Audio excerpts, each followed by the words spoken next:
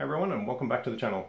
This week while we're between builds, I thought I'd share a real quick video with some more painting tips for you while we paint up the barricades from last week. Let's get going.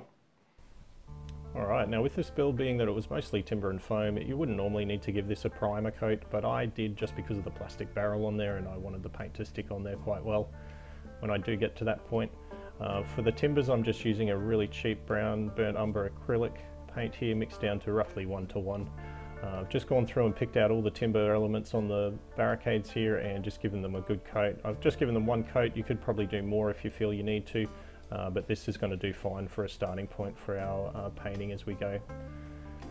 Now the next step, I started on the I-beams and I've used this Tamiya Hull Red. In hindsight, I wish I'd made this a little bit more red to stand out, but as I'm going to be adding a rust effect to this at the end, I'm not really too worried about it, but as you'll see here, it kind of blends in with those timbers that we've already painted, so you know, a slightly brighter red might have been the way to go here, but it still looks great at the end of the day. So you'll see in the photos that this does come up all right. The Hull Red's a nice color. I guess it just doesn't contrast well against the brown that we've already put on there. Now, as you can see, once that paint is dried, the timber, the brown base coat that we've put on there is really good. It's gone in nice and dark, which is what I want. I want to build it up from there. Now the next step I want to do is just use this Eshin Grey here. I'm just going to be using this to put a base coat on the corrugated iron that I've put against this barricade.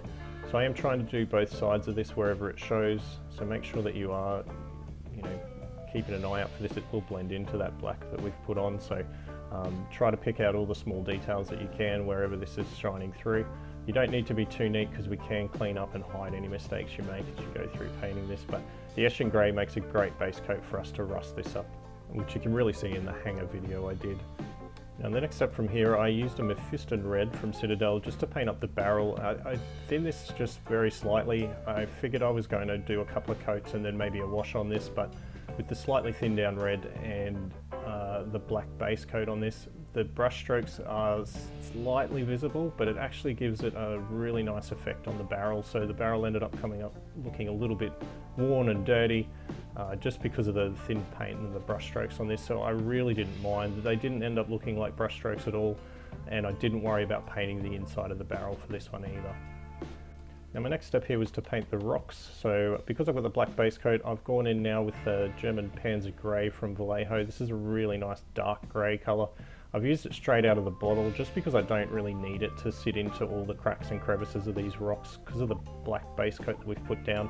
And that'll give us a nice starting point for these grey shades to build up from.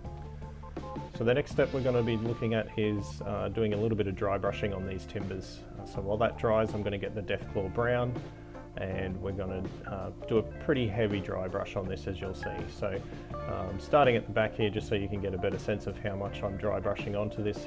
As you can see, it is quite a heavy dry brushing that I'm doing, and not really clean or consistent or uniform sort of painting on this. I want this to be sort of varied tones from the deep brown that we started with, and trying to get more of the highlights towards the top of these timbers. So as we go around to the front, you'll see that this will really start to bring out the timbers and separate them from the rest of the build and give it a really nice timber look. So you can use some different colors at this point. There's no need to be too strict about this. Whatever you've got will work fine. I've used model paints at this point just because it is a rather small surface area that I've got to paint here. So normally I would go in with craft paints, but there's no need in this one.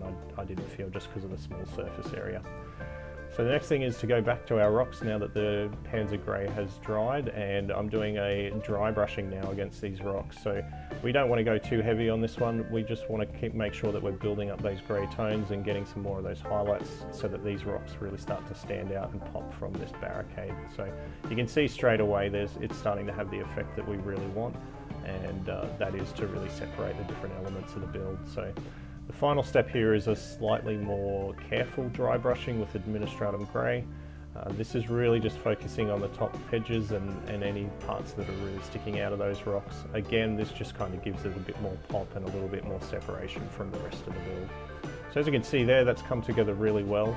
Now I'm not going to go into the rust effects that I put onto the I-beams and into the corrugated iron for this build. You can go back and see my video for creating rust effects that I did on the shipping containers, as you can see there.